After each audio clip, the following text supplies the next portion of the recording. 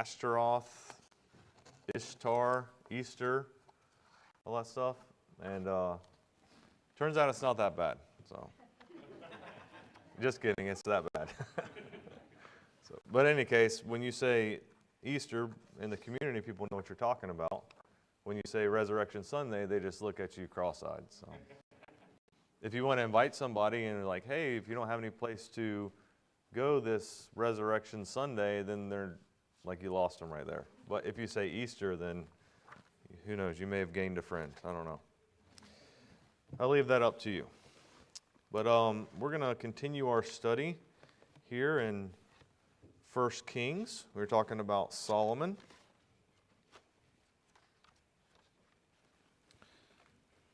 Let me get my notes separated.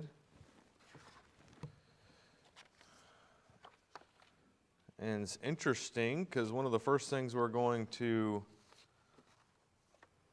talk about this morning has to do with Solomon and his pagan worship.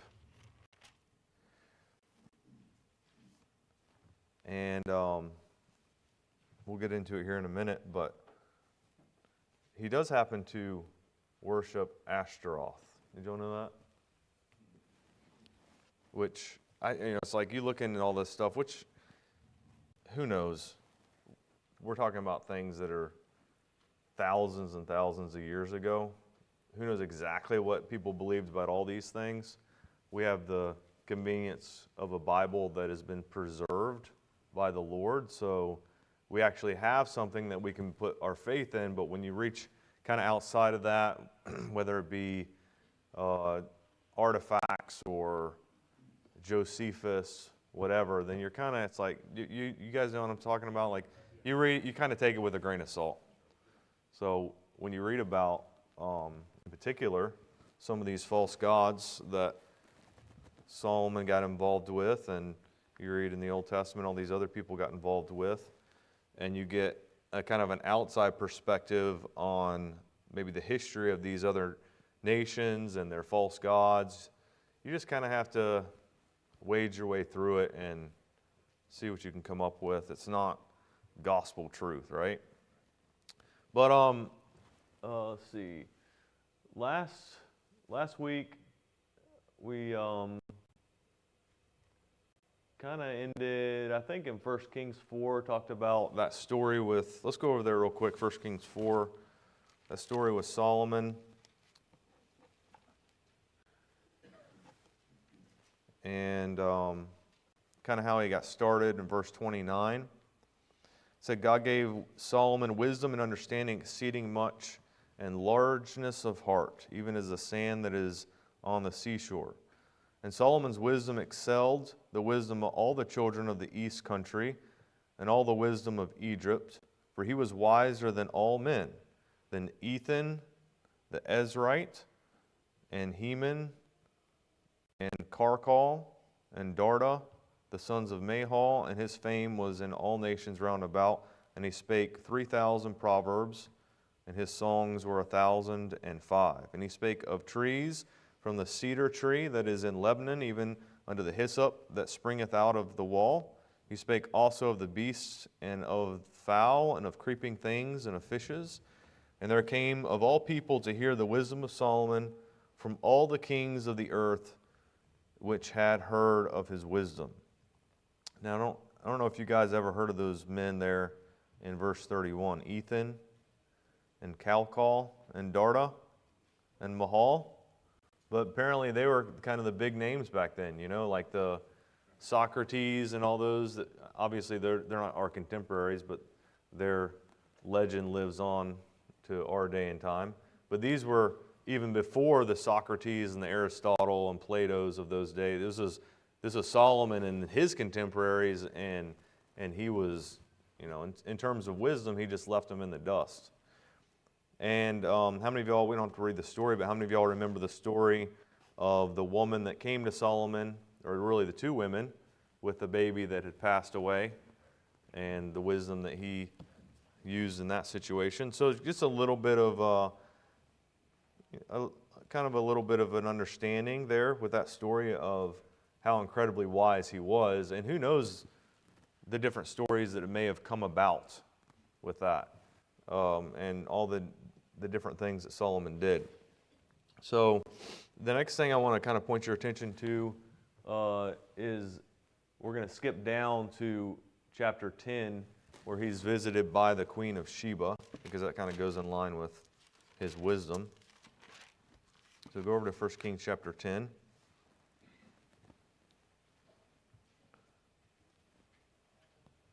It says, when the Queen of Sheba heard the fame of Solomon concerning the name of the Lord, she came to prove him with hard questions.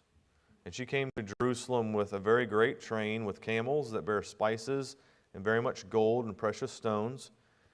And when she was come to Solomon, she communed with him of all that was in her heart. And Solomon told her all her questions.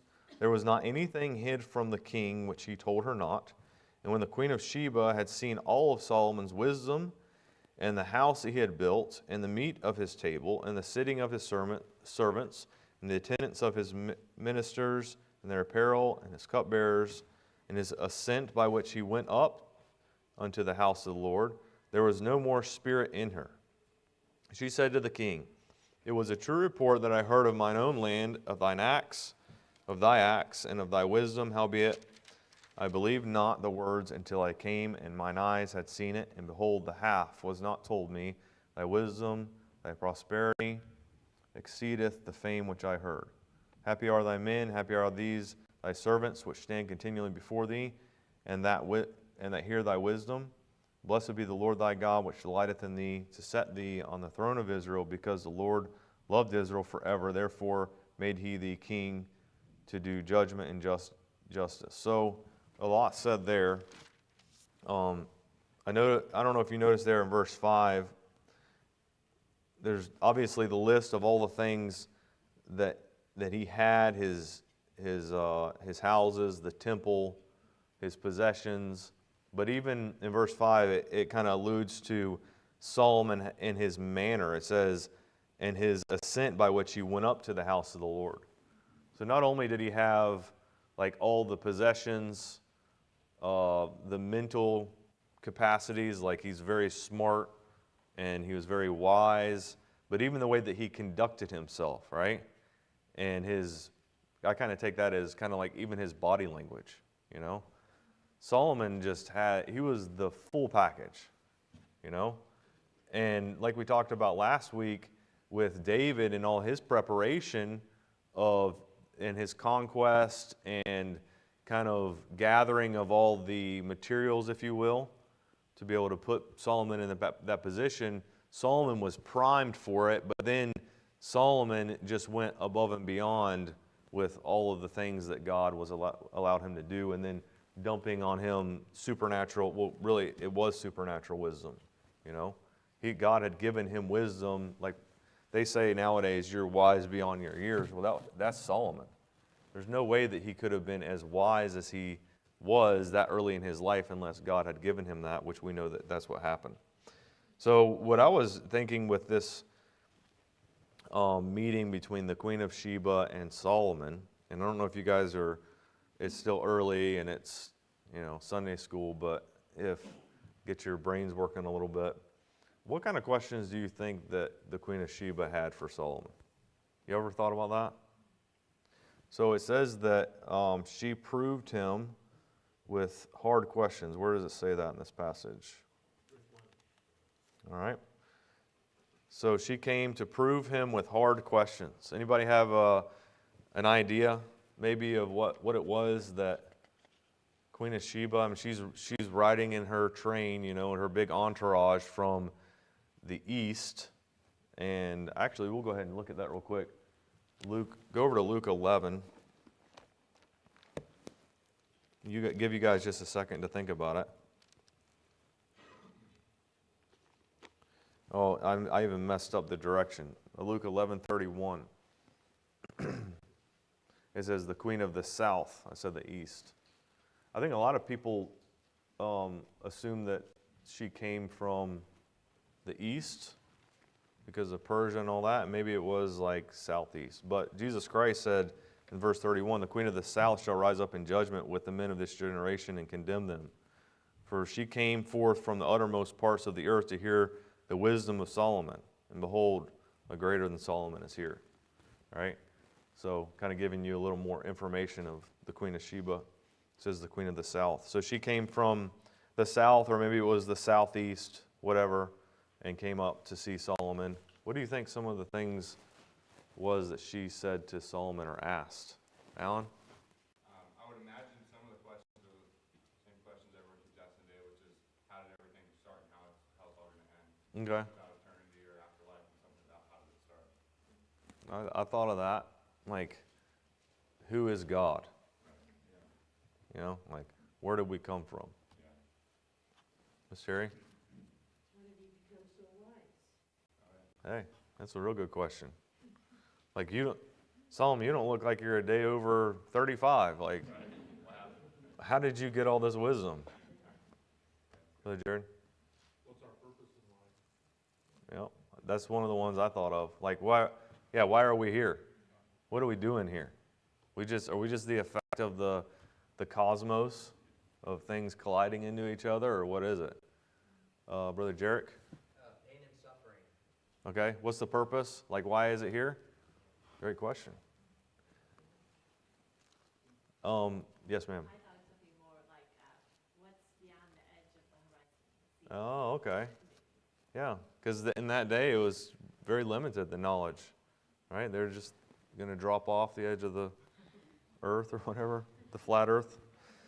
I thought of something that this was just kind of a stretch, but in terms of the Solomon's, it's not a stretch, but it's just thinking about some things in light of when Solomon was mentioned in the Bible. Jesus Christ says in the Beatitudes, or the Sermon on the Mount, he says, "Consider the lilies; they toil not, neither do they spin."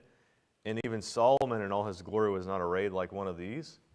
So maybe whenever this, like I said, this is me just putting things together, but maybe it's possible that Solomon, whenever the Queen of Sheba would ask him questions, maybe he directed her back to nature, just like Jesus Christ did in reference to Solomon. So, and we don't know, but we see other people in the Old Testament, like Job says, "Ask the birds, and they shall tell thee." Right? So whenever there was a question about God and his existence or the purpose, some of these guys, they would point back to nature for, and David did that as well. So why would not Solomon do that? Remember Psalm 19, he points back to nature. So, I don't know, anybody else?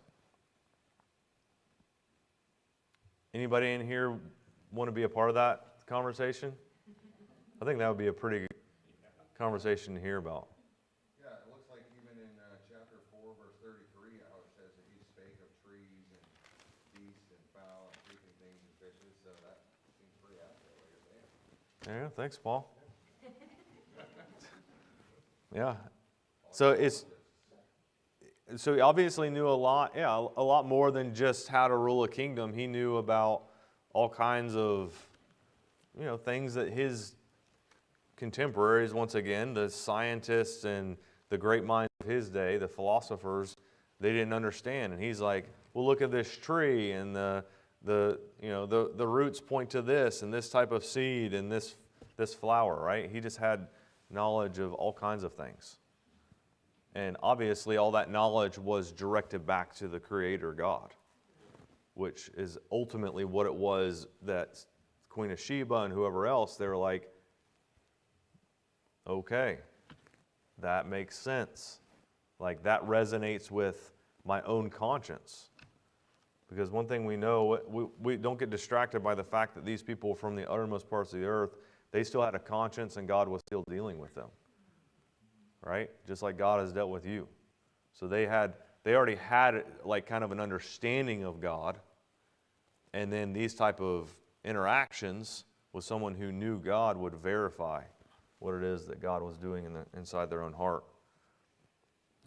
Anything else before we move on? Yes. Wouldn't they have known that the Jews believed in the living God before the Jews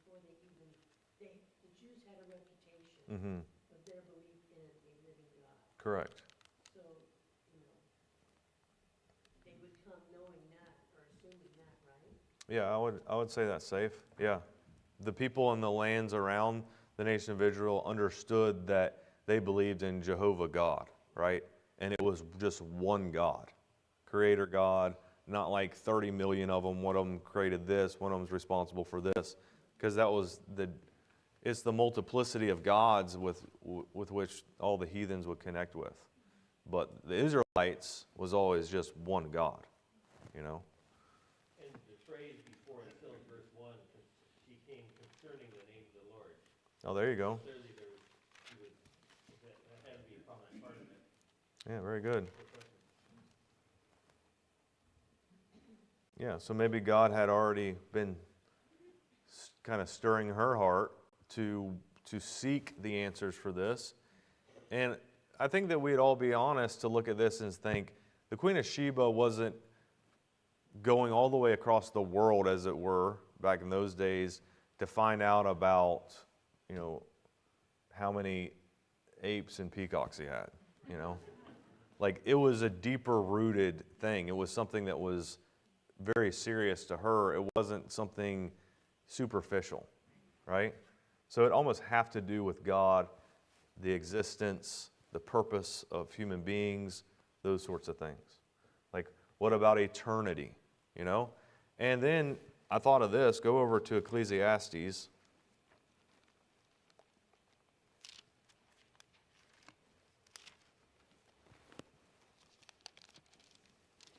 Chapter 12.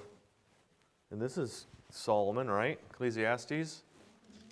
So just to kind of get an understanding of his own mind and the things that he understood, look at verse 13. Let us hear the conclusion of the matter. Fear God and keep his commandment, for this is the whole duty of man. For God shall bring every work into judgment with every secret thing, whether it be good or whether it be evil.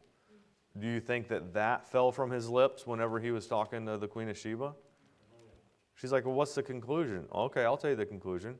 Fear God and keep his commandments. That's the duty of man. Yes, sir. What if she asked, how many wives do you have? Well, that'd be a difficult discussion. And maybe, now we hear about his wives in chapter 11, so maybe he was still gathering them up in chapter 10, I don't know. Maybe he hadn't reached 1,000. Yeah, certainly there's some... I'd be more thinking she'd also be wondering how he stayed at peace, because he didn't have any metals. Yeah. Speak of, and so I would think that another ruler would say, just how do you keep from going to war? Yeah. Well, with 1,000 wives, he probably has war all the time. His war wasn't external, it was internal. Okay, so let's move on. I know these bullet points are kind of random, but the next thing, we talk about Solomon's marriages. We'll go ahead and mention that since you guys kind of introduced that thought in 1 Kings 11. So oftentimes in the Bible, you'll get this conjunction, right? But God so loved the world that he gave his only begotten son, you know? And like some of them are really good. And I've heard messages preached on this. This one is not good, okay? Because it's this buildup that we've been studying with his wisdom and his riches. And you guys remember his net worth from last week? 2.1 trillion is the estimate. Trillion, okay?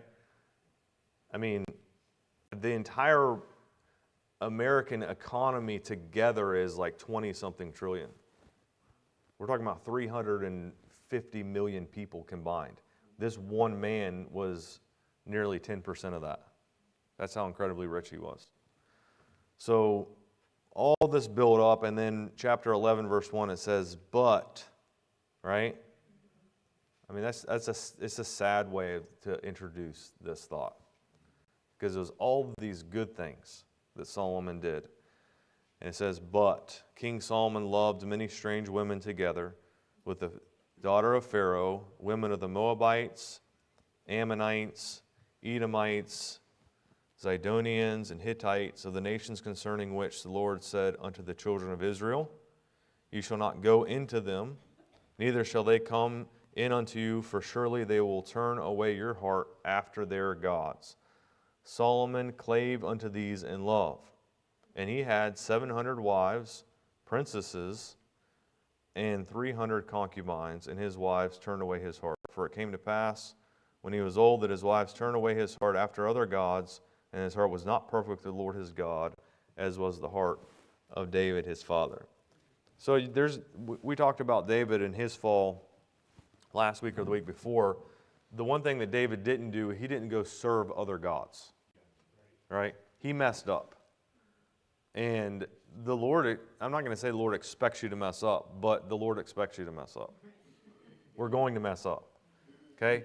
There's going to be problems, there's going to be sins. This idea that, well, I already did this, so I'm going to go ahead and do that. Look, that's even more messed up. So David messed up, but he wasn't charged with the same thing that Solomon was. In fact, what David did didn't destroy the kingdom. Solomon's sin was above and beyond what David's sin was. It wasn't just what he messed up with women. Both of them messed up with women. But then in addition to that, Solomon adopted the religions of the women that he married. And that ultimately is what destroyed the country. So we'll get into that in just a minute, but I just want to kind of stress that. Solomon had all the build-up. He had all of the preparation from his father. He was given gifts, not only physical but mental, and probably even physical. He was probably, he probably looked the part as far as a king, and he had everything going for him. But then we would assume he got complacent maybe, or he got to the point where he felt like he was untouchable. He had a lot of wisdom, and maybe that turned to pride. It doesn't say. But the fact that he would go and do something like this would maybe indicate that he had something in his heart that was blinding him to the truth, which oftentimes that's pride. When you have pride, it'll blind you to something that's completely obvious. So he turned to these women. The Bible says in verse 1, many strange women. And it's interesting, I didn't write down the passage, and I'm not going to go chase after it, but I believe it's Nehemiah. Whenever they came back from the exile to build the wall. And then all those Jews, they started intermarrying with all the people of the land. You guys remember that? And he was rebuking them and said some stuff like he spit in their face and punched them and cussed them out. Like, no joke, you can go read it. But then his message after that was, didn't you read about Solomon and how he messed up with all the strange wives, and they turned his heart against God and caused him to sin? So it's like fast forward with this whole storyline, however long, to Nehemiah after they've been in captivity and came back, and then this Nehemiah is like, don't you remember Solomon way back in the beginning? This is how this whole mess got started. Because he got messed up with these women, and he adopted their religions, and it caused him to sin. So that was his warning. But it's interesting that was on his mind, that's what initiated the fall of the country. It started it, and we know that there were some good kings after that, but it never was the same after Solomon. Why? Because the kingdom was divided after Solomon. Remember with Rehoboam and Jeroboam? That's the next thing that we're going to study. So you have Solomon which I should have showed you that graph, but you have Saul and David and Solomon are the only kings that were ruling over the entire nation of Israel. Solomon messed this up, and the whole thing was divided because of this right here. So we can't make light of it. So then we're going to go on. We're going to stay in chapter 11, but we're going to look at Solomon's sacrilege. Okay? So let's read those verses there in chapter 11, verse 5. Solomon went after Ashtaroth, the goddess of the Zidonians, and after Milcom, the abomination of the Ammonites. And Solomon did evil in the sight of the Lord and went not fully after the Lord as did David his father.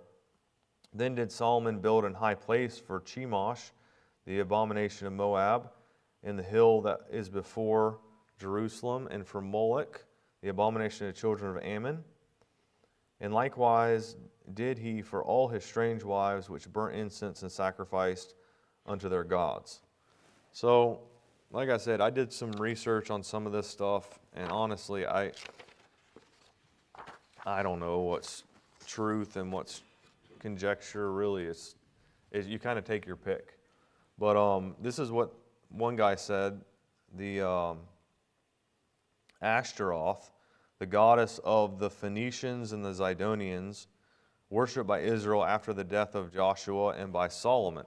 Ashtaroth was the chief female goddess, and Baal the chief male god, and they are often named together. Josiah destroyed the emblems of her worship as introduced by Solomon, which also is interesting. Josiah was one of the last kings in Israel. So for whatever reason, it says the emblems of her worship. But whatever idol or whatever it is that Solomon built for Ashtaroth remained in that land for hundreds of years. And even guys like Hezekiah and Jehoshaphat, some of these other Asa, some of these other good kings, they never destroyed that. Finally, Josiah did. So Ashtaroth is often called Astarte, I guess, in a different language, in Greek, and Ishtar or Istarin for the Assyrian. And then you kind of start connecting the dots with Ishtar, Estar, and she's named the goddess of fertility. So those of us that have gone beyond just the little Sunday school classes and you kind of research, Easter egg hunts, the bunnies, the goddess of fertility, the sexual things that were happening during the worship, like all those things are connected. So who knows exactly what went on, and the looks of these types of things, we don't know. But there's no doubt there's a connection. So you're like, why would you even say Easter? Well, look, it's Sunday, okay? Sunday is about the sun god. That was a Roman thing. It's in a lot of ways, it's impossible to get away from the heathen names and practices that were a part of so many other cultures. Now, they may not have been as much a part of the American culture, but we've still adopted some of that stuff. So it's just not so easy to completely disconnect from it. So it's like, well, if you don't want to say Easter, well, then don't say Sunday or Monday or Tuesday or Wednesday. There's just a lot of that, okay? So under different names, she was worshipped in all the countries and colonies of Syro-Arabian nations, as Baal is supposed to have represented the sun. So Ashtaroth is thought to have represented the moon. Jeremiah calls her the queen of heaven. And then what I have here, and you don't have to turn over there, but in Acts 14, they called Barnabas Jupiter and Paul Mercury, or Mercurius, because he was the chief speaker. So it's not uncommon for these heathen cultures to start to associate their gods with different planets that they see, and that's what you see in the book of Acts with them. So the worship of Ashtaroth is very ancient and was undoubtedly connected with impure rites, this guy says, but little is known of the form of the goddess or the mode of worship. She sometimes seemed represented with the head and horns of a cow, and sometimes with a woman's head having horns. All right, and then and there's other stuff that we don't have to get into, but what I did kind of find out is that this idea of Ashtaroth, or the female goddess, or remember we looked at Nimrod back in Genesis and Semiramis? It's like all these things kind of fall in line, and then you have the Diana of the Ephesians. So, and honestly, you have so many other things when you follow these cultures. there's like this female goddess that kind of morphs and moves with the different times and cultures.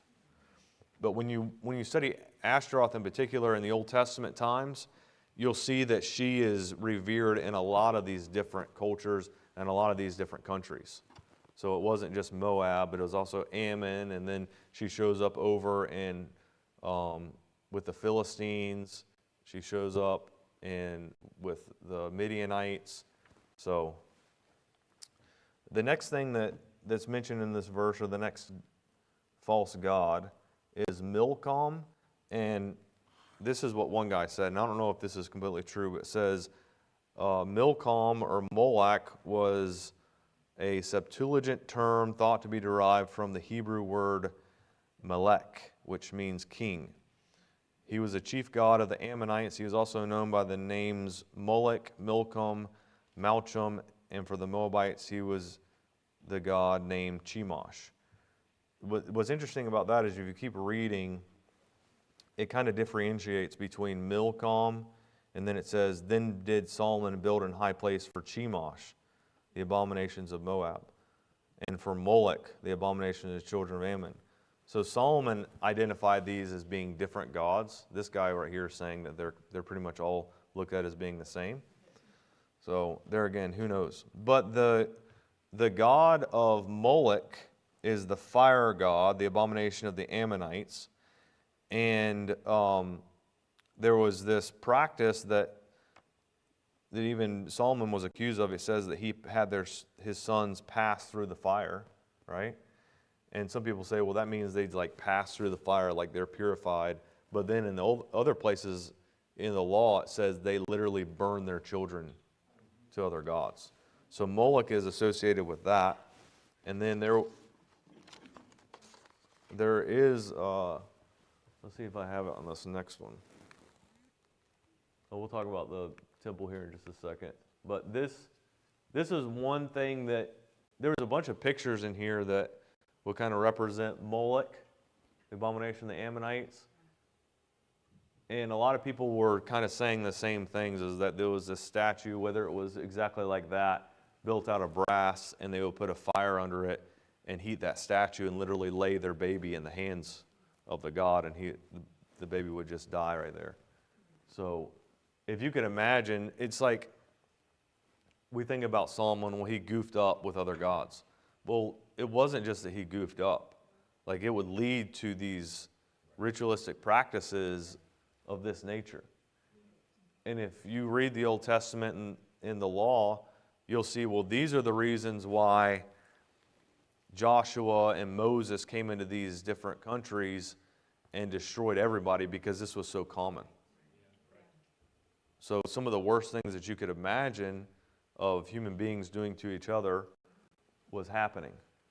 So this was unfortunately something that Solomon got involved in, and who knows, I've heard people say, well, one thing that really got Solomon was that he quite possibly could have burnt his heir, right?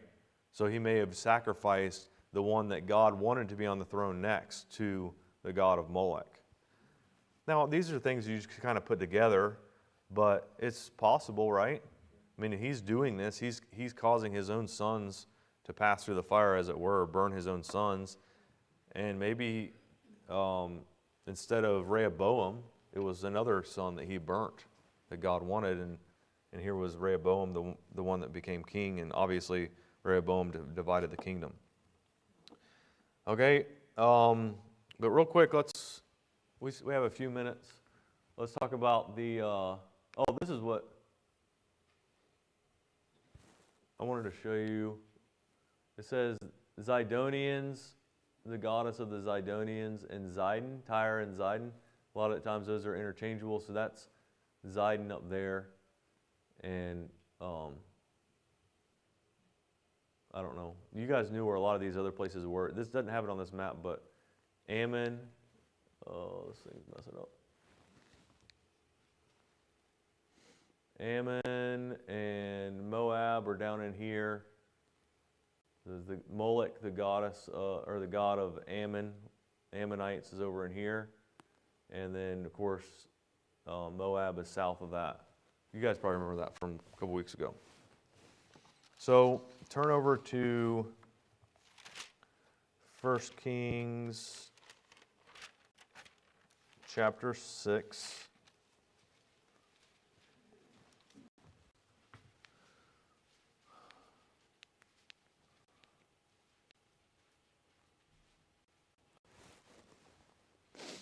And this is just something that somebody put together to represent Solomon's temple, okay?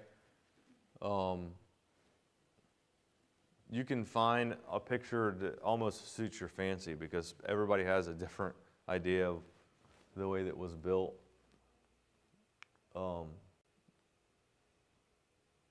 go over some of the furniture here, but Solomon was the one that obviously built the temple. It was just what we consider a tabernacle, just the tents that Moses put together up to that point. David wanted to build the temple, but the Lord wouldn't let him. And in chapter 6, it says, verse 1, it came to pass in the 480th year after the children of Israel were come out of the land of Egypt, in the fourth year of Solomon's reign over Israel, in the month Ziph, which is the second month, that he began to build the house of the Lord, and the house which King Solomon built for the Lord. The length thereof was 80 cubits, and the breadth thereof 20 cubits, and the height thereof 30 cubits. And the porch before the temple of the house, 20 cubits was the length thereof according to the breadth of the house, and 10 cubits was the breadth thereof before the house. And for the house he made windows of narrow lights, and we're not going to go through the whole thing, but you can read it sometime. And just an incredible feat, an incredible thing that Solomon did. And he built other things. He built his own house in chapter 7, verse 1. And he built a house of the forest of Lebanon, verse 2. But then there was all of the articles of the temple / tabernacle, and you can't really read those up on the screen, but it has the Holy of Holies, the cherubim, the Ark of the Covenant. Now, he doesn't build the Ark of the Covenant. That's something that lasts, okay? That's something that's brought from what Bezalel did under Moses. But if you read in this chapter, verse 16, he builds the pillars and kind of gives some information there. And those pillars are there at the front of you guys see that in the front of the temple? Boaz and Jachin. And then verse 23, he made the molten sea, which is right there out in the court. And and it gives you all the information of it. You see those 12 oxen kind of underneath the molten sea. That's in verse 25. Verse 27, the 10 bases of brass, the lavers and the basins over here.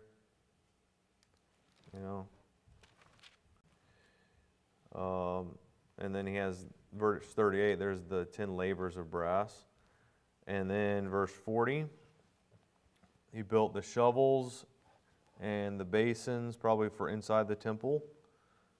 In verse 48, Solomon made all the vessels that pertain unto the house of the Lord, the altar of gold, the table of gold whereupon the showbread was, candlestick of pure gold, 5 on the right side, 5 on the left, the lamps and the tongs of gold, and the bowls, and the snuffers, and the basins, and the spoons, and the censers of pure gold, and the hinges of gold. And verse 31, so ended all the work that King Solomon made for the house of the Lord. And Solomon brought in all things which David his father had dedicated, even the silver and the gold, and the vessels did he put among the treasures of the house of the Lord. So you have the holy place, right? And then back here is what they call the Holy of Holies. That's where the Ark of the Covenant is, and the cherubim. And you have the altar of incense right here. I'm trying to read this. The table of showbread is over here. The lampstand over here. And I can't believe how poorly that turned out. It says priests something and storage. I don't know about that. Rooms and storage. All right, thank you. But if you remember, the high priest once a year goes in beyond the veil into the Holy of Holies, the Day of Atonement. Remember reading about that? And when Jesus Christ died, of course, this isn't the same temple. It was reconstructed under Zerubbabel. But the veil of the temple that was in Jesus Christ's day was rent in twain whenever he died, all those things. So honestly, the temple and all of the articles in it, this is like a pretty lengthy study. But just to kind of give you an idea. The holy place, the Holy of Holies, Ark of the Covenant, the cherubim, the priest would take the blood and bring it in and sprinkle it on the mercy seat over here by the Ark of the Covenant, all those things. Okay. Y'all got all that? When I was a kid, I had anxiety about not necessarily Solomon's temple, anything that pertained to the temple, because it was so boring to me. I think it's because, for whatever reason, I mean, I was a kid, so I was just dumb, but like, it seemed like there was always some kind of lengthy study on the tabernacle. It's like, and this is the table of showbread, and what we do with the table of showbread, and you have unleavened bread, and this, that, and the other, and there's 12 of them, 6 in a row, and you're just sitting there like, this is, as a kid, it's just not interesting. So, and then lastly, I want to connect this, we're going to circle back around here with the idol worship, right? Go over to Colossians chapter 3.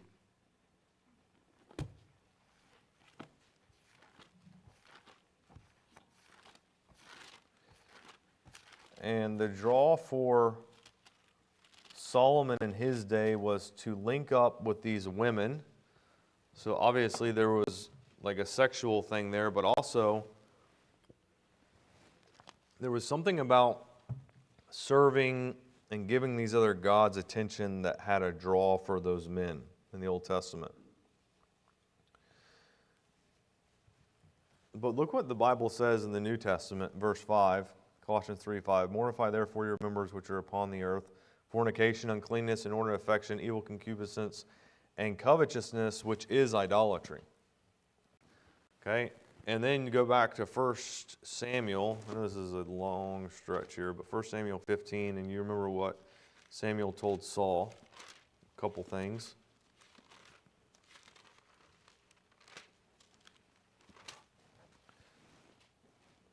Hath the Lord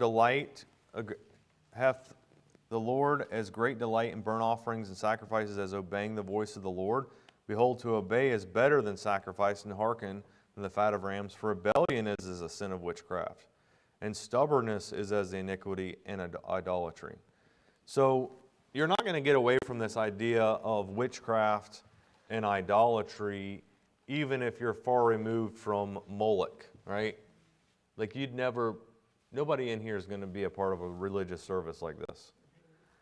But the Bible warns you of things that can be committed inside your own heart that are likened to witchcraft, idolatry, and all these things that the Lord can't stand, right? And then Romans, what does Romans 12, 1 and 2 say? Anybody know?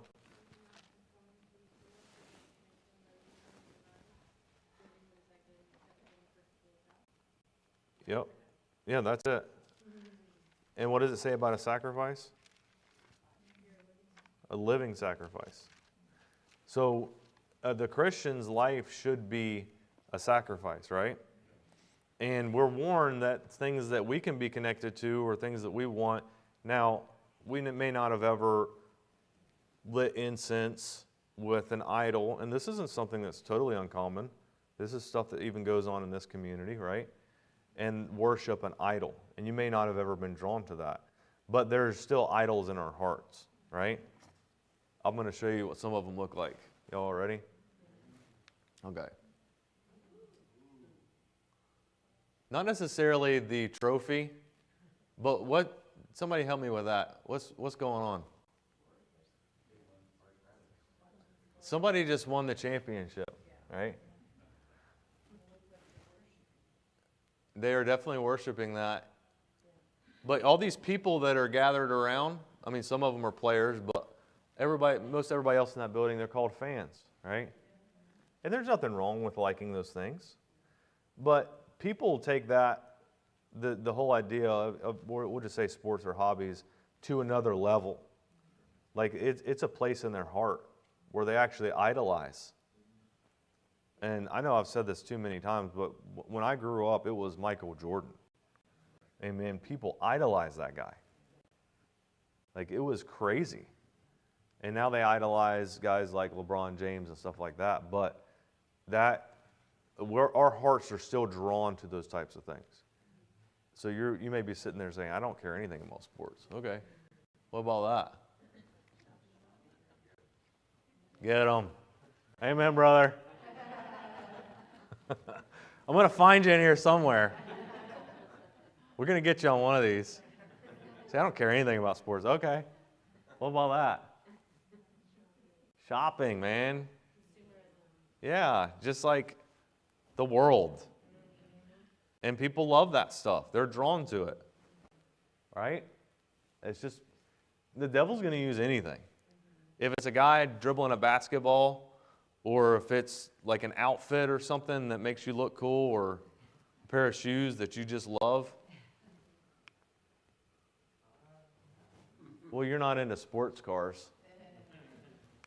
What about a nice truck? See, I was thinking about Josh. He's like, Josh, I wouldn't see Josh drive up in like that. But maybe that. See, Josh was like, there's no problem. There's not one ounce of covetousness. But, yeah. I'll bring a picture of a Ford next week. And some of you ladies, I still haven't gotten you because you don't care about shopping and you certainly don't care about trucks or basketball. What about a nice house? Now we almost got everybody in here. The only thing that I didn't get was a picture of a cell phone. I mean, how many of us right? Even for those of us that recognize it's a problem, we try to do our best to contain it. We still have to be careful because all those things will get a hold of our heart. And that's all that it is. So idolatry is just putting something ahead of God. Right? We don't have time to get into all the bones of that. But just understand that Solomon was drawn away from God and he put something ahead of God. It ended up being something that was terrible and caused a lot of problems, but we're no different. We're no different. When we put things ahead of God, whether it's shopping or sports or cars or luxury, then we're getting in the same place, right? We're committing the sin of witchcraft or idolatry, all those things, because God wants to be in the center of our heart. He wants to be what it is that we want the most out of anything in life, right? Okay, so let's go ahead and stop right there. Lord, thank you for the study this morning. Thank you for just all these lessons that we're learning in the Old Testament and looking at these kings and the great things they did and some of the great sins they committed. Lord, help us to keep our own hearts at check. We just be careful what it is that comes inside of our heart, Lord, the things that we allow to really get in the place where you should be. And help us, Lord. We're just drawn to those things. It may be something simple, it may be a big problem, but whether it's big or little, God, we need to be careful to make sure that it's clean and out of our heart, and what we desire is you more than anything else. We pray that you please bless the service to follow, Lord. We pray that you would minister in a special way.